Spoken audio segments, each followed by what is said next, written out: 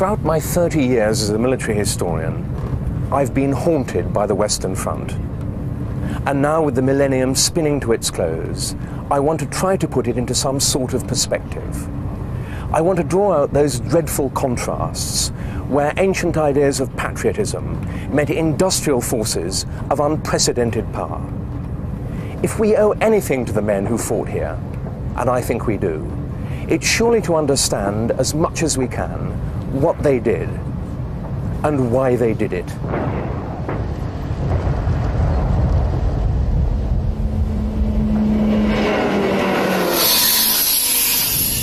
I'm making the same journey as the troops of the British Expeditionary Force in that fateful August of 1914, but aboard this sleek symbol of a new Europe. At the outbreak of war, the railway played a crucial role. It sped men to what was to become a strip of murdered nature, running all the way from the North Sea to the Swiss frontier. The railway was a potent symbol of the huge industrial growth transforming Europe before 1914. This technological revolution was also producing weapons of unprecedented power that would dominate any war to come. Such was the speed with which men and machines could be put into the field that diplomats and politicians no longer had the breathing space to reflect on their decisions. Once mobilization was underway, there was little time for second thoughts.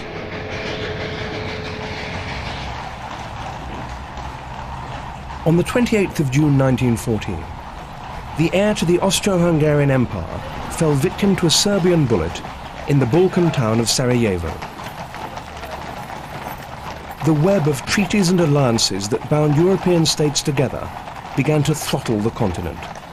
Within days, each nation prepared to go to war in support of its ally.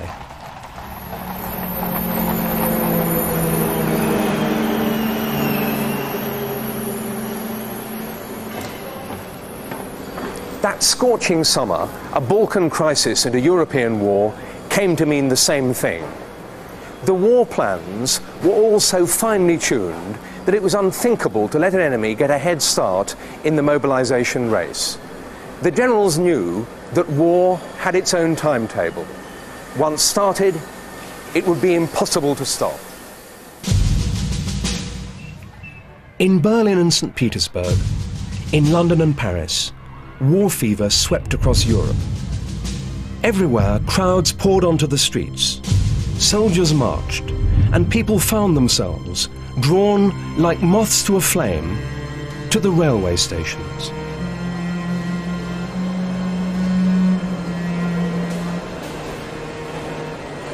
Tens of thousands of men flocked through these great Parisian railway termini in some bizarre and urgent parody of a summer holiday.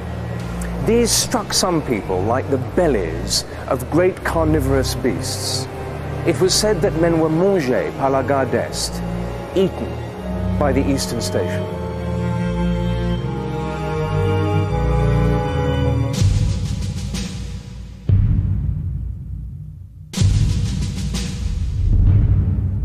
In the entrance hall of the Gare de l'Est, there's a huge painting that captures all the heady excitement and pain of men leaving their loved ones to go to war. It was painted in 1926. The artist, Albert Erte, depicts himself looking on as his son, Everett, boards the train.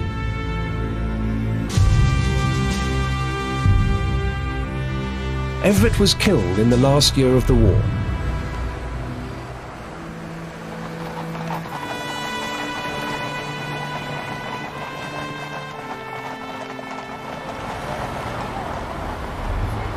Notices like this appeared on the 1st of August, recalling reservists to the colours.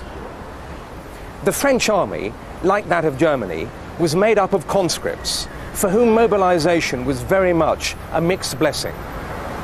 In a Breton village, the mobilization order was greeted with a petrified numbness. Not a voice applauded. Then somebody sobbed once. The crowd began to move, and everyone went their separate ways home. About 3/4 of French soldiers were peasants. And in the back of so many of their minds was the worry about what would happen to the harvest.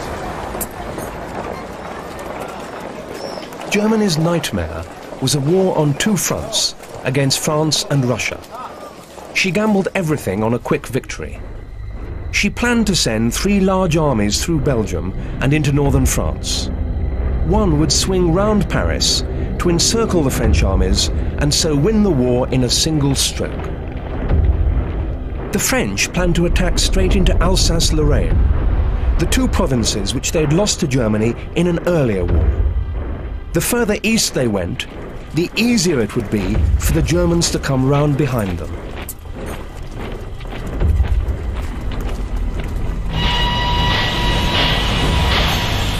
With surprise the essence, Germany invaded Belgium on the 4th of August, advancing at speed through this tiny country.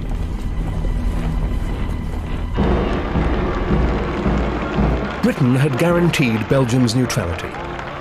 Its violation brought an immediate declaration of war against Germany and the rapid dispatch of troops to France. The British Expeditionary Force, or BEF, although highly professional, comprised a mere 100,000 men, a pitiful number compared with the millions of conscripts Germany and France were putting into the field.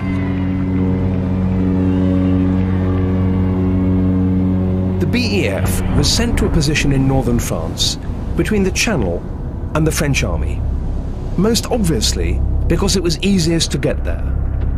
But as there was no formal alliance between Britain and France, the French felt that they couldn't count on British support. It's an understatement to say that relations between Britain and France haven't always been good. This memorial of a French revolutionary soldier right in the middle of the area where the British assembled dates from a time when they certainly weren't. And even in 1914 there were tensions.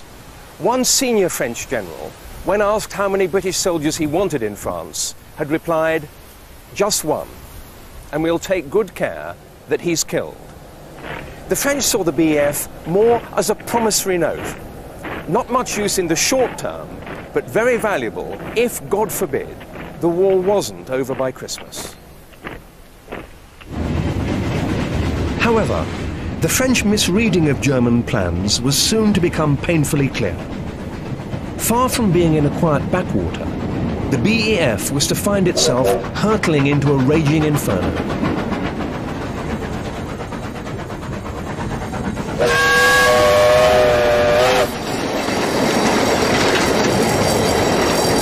The BEF was taken rapidly to the frontier by railway, but not always in first-class comfort.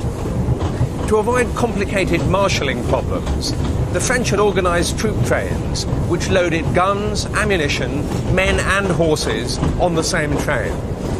This meant that men might find themselves glancing longingly at the one coach reserved for officers while they clambered into cattle trucks. One eyewitness remembered the Tommies mooing and barring as their train clattered out of Le Havre.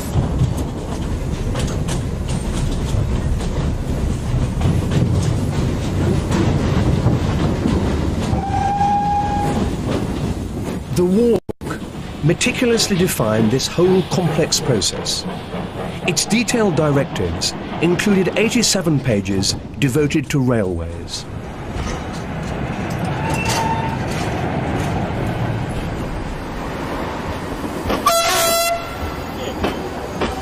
At the height of the expedition, there were 144 trains a day serving the BEF. Booking clerks were recruited to change pounds into francs as men jumped off the trains. Timetables were worked out to the last detail. There were even 10 minutes for a cup of coffee at Amiens station.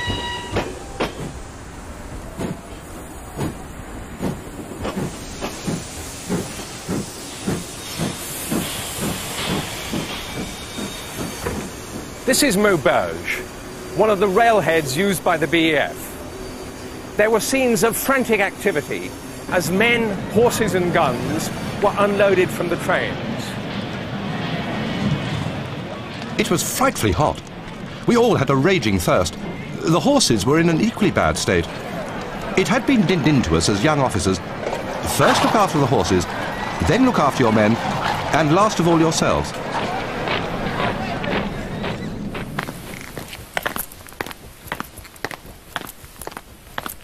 Now that they'd reached the railhead, men marched, like their grandfathers before them, shouldering rifle and pack. The first blow to patriotic enthusiasm came not from enemy fire, but from sore backs and blistered feet as men trudged the tree-lined cobbled roads of northern France.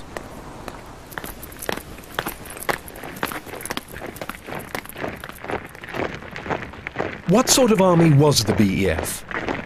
It was largely made up of regulars and regular reservists, old sweats who'd wet their moustaches in canteens from Dublin to Delhi. They were commanded by Field Marshal Sir John French, who'd made his reputation in the Boer War. In August 1914, he was widely regarded as the most eminent British cavalry officer since Cromwell. Yet, like so many of his contemporaries, he could not accept that technology had thrown the balance of war in favour of defence. His military thinking refused to admit that the field gun, rifle and machine gun would stop an army dead in its tracks. The officers who crossed this elegant marble hallway in the Army Staff College in Surrey had been taught that there was only one route to victory: attack.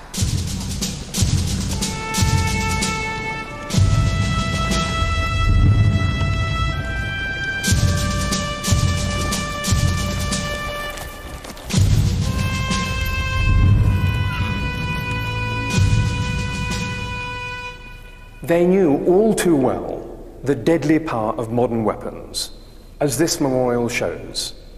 They'd studied modern war. Yet everyone, Germans, French, Russians and British, thought only of attacking. Why? Because if you allowed yourself to be daunted by all this firepower, then war would simply bog down in a stalemate.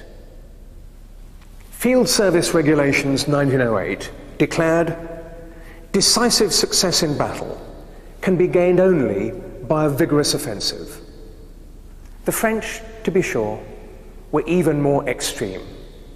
Their 1913 regulations announced, the French army, returning to its traditions, henceforth recognizes no law save the offensive. Attack was etched deeply into the French army's psyche. This was reflected in the uniforms it wore, which would not have been out of place in Napoleon's army.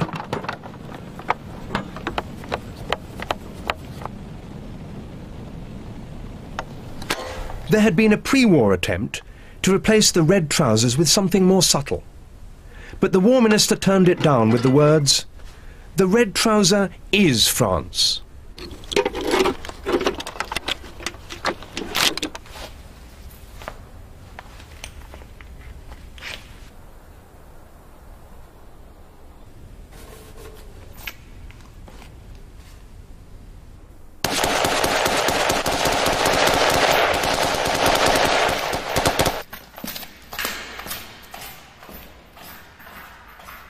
I was moving forward accompanied by my clanking hardware.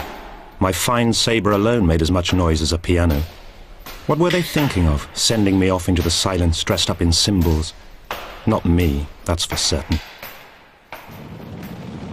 The French pressed forward with stunning bravery in an attempt to reconquer the lost provinces. Fire from machine guns, artillery and rifles stopped them dead. France put about 1.5 million men into the field. In the first 6 weeks of the war, 250,000 of them had been killed or wounded.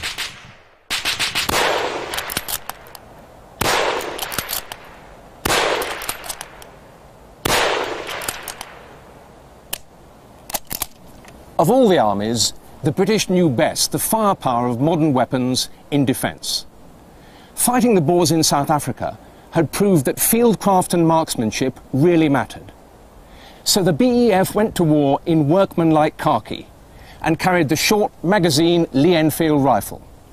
It's sighted up to 2,000 yards, but it's really effective at perhaps 600. Its magazine takes 10 rounds, loaded like this.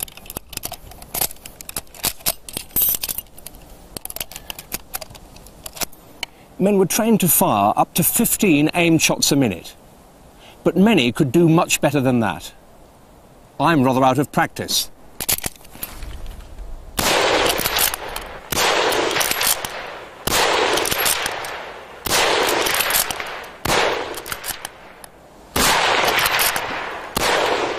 When the British met the Germans for the first time at Mons, on the 23rd of August, their rifle fire was ferocious. This film was shot just after the war, and many of its extras were actually veterans.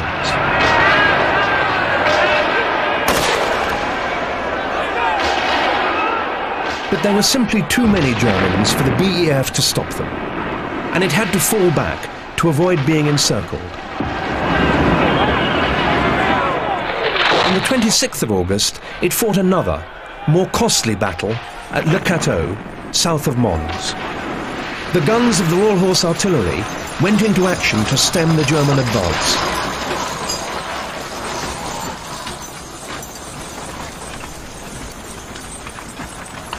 The 13-pounders the BEF used are still in action today as part of the King's Troop Royal Horse Artillery. Guns and uniforms look much as they would have done at the outbreak of war. In turn, the skills of the artillery drivers in 1914 would have been familiar to the men who fought Napoleon. They moved fast, understood the lie of the land, and were superb horsemen. But to Wellington's troops, the gun they pulled would have seemed like some sort of death ray.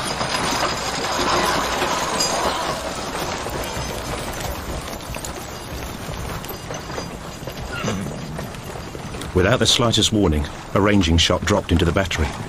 The guns were ready for marching, not for fighting. Half the horses were away being watered. As soon as we got number 6 gun into action, I jumped into the seat and began firing. These 13-pounder guns can be fired at the rate of 15 rounds a minute. And though we were perhaps not doing that, we were still doing splendidly. And it was really telling on the Germans. With the guns covering its retreat, the BEF continued to fall back before the German advance. The campaign reached its climax on the River Marne in the first week of September. The French offensive had failed utterly, and the Germans were close to Paris, with victory almost within their grasp. The war now hung in the balance. 2 men had the scales in their hands. General Joffre, the French commander-in-chief, refused to be panicked. He was a bluff son of the soil. He always had 8 hours sleep, and 2 cooked meals a day, eaten in reverent silence. General von Moltke, by contrast, had none of the solidity of his opponent. He worried. Unable to control the battle from his headquarters away in distant Luxembourg, he began to lose his nerve. Moltke had good reason to feel uneasy. The French were straining every nerve to stop him. Paris was a fortified city with its own garrison, and part of it went out in taxicabs like this to fall on the German right flank. The blow played its part in breaking Moltke's nerve. He sent out a trusted staff officer in another bone-shaking car to consult the army commanders and authorize a withdrawal.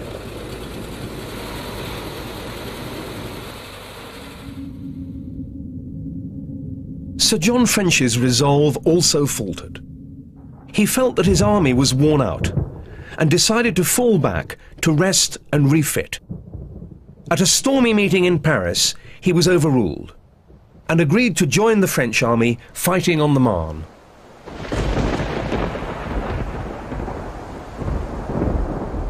After a confused battle, the Germans began to retreat, with the Allies in pursuit.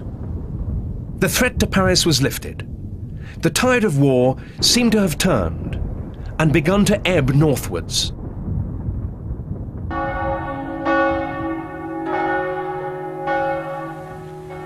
The German retreat encouraged many observers to believe that it was all over.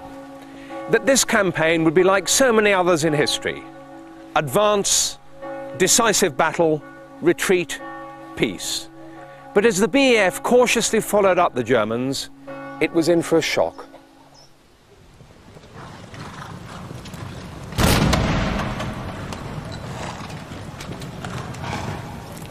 The Germans, far from continuing their retreat, had decided to make a stand here on the River Aisne. They dug in on the wooded spurs overlooking it. Every bridge on this section of river had been blown.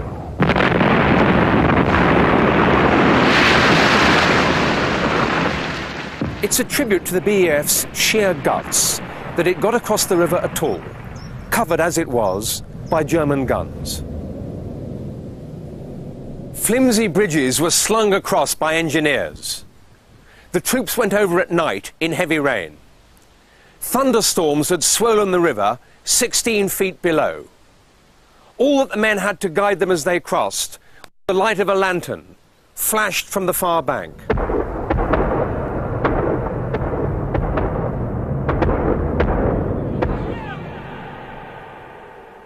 We finally emerged at the top, near Soupier Farm, advancing over stubble and across a beet field. One shocking sight was a boy trumpeter being bowled over by a direct hit, and rolling over and over, like a big toy.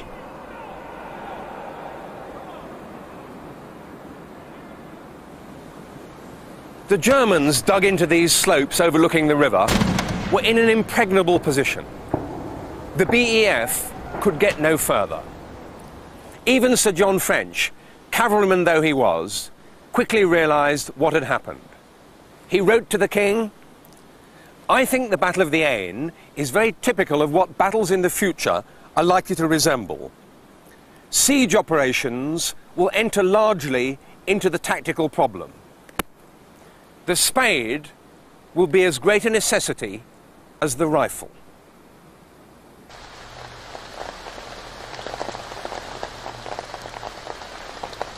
It was what all sides feared.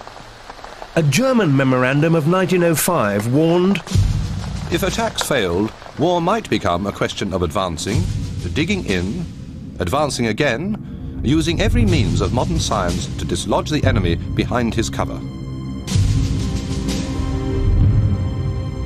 trench warfare had developed throughout the 19th century.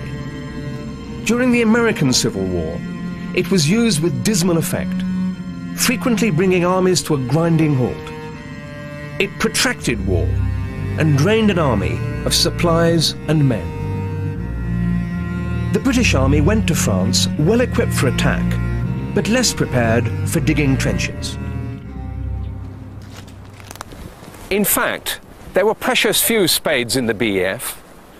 Men carried these nifty little entrenching tools as part of their webbing equipment, but digging in with these was sheer hard graft. Small wonder that spades were borrowed from the engineers or commandeered from local farms. Usually the men are lazy about digging at first, but after a little shelling, they're all the other way. And it is important that you prevent them digging the trench so deep they can't fire out of it. Even if, as the Aisne suggested, it was going to be difficult to get through trench lines, it ought to be possible to get round them. And in the early autumn, that's exactly what both sides tried to do, slipping northwards to outflank each other. It was called the Race to the Sea. It brought the British to Ypres, where the Germans were trying to break through along the coast.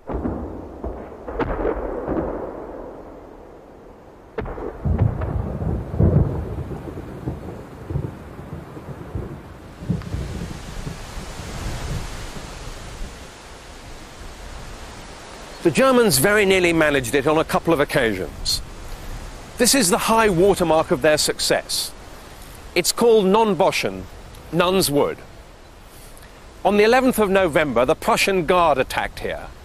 6-footers coming on through the mist at a jog trot. They were cruelly shot up on the way in. What one British regiment thought was a second wave of attackers was in fact a continuous wall of dead or wounded lying in a turnip field. The Oxfordshire and Buckinghamshire Light Infantry counterattacked, throwing the Germans out of the wood and stabilising the line. A captured German sergeant major politely asked the British officer what lay behind.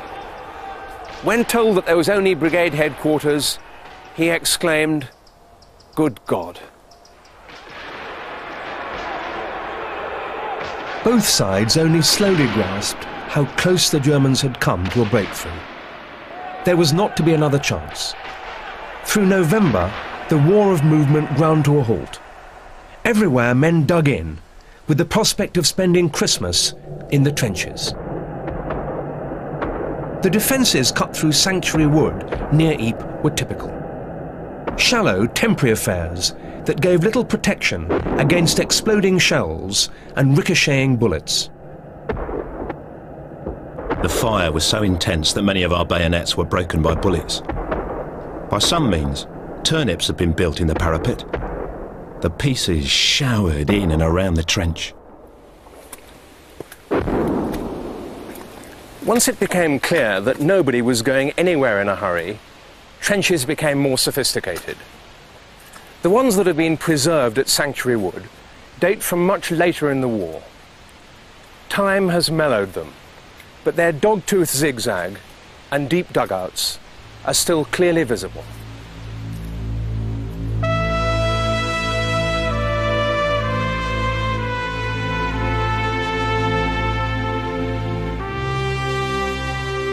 As men spent the war's first winter in the freezing misery of the line, they were conscious of forming part of a troglodyte world. It ran from the North Sea to Switzerland. Trenches in the dunes on the coast. Trenches in the chalky uplands of Champagne. Trenches in the forests of the Argonne. Trenches in the hills of the Vosges. The war had gone to earth.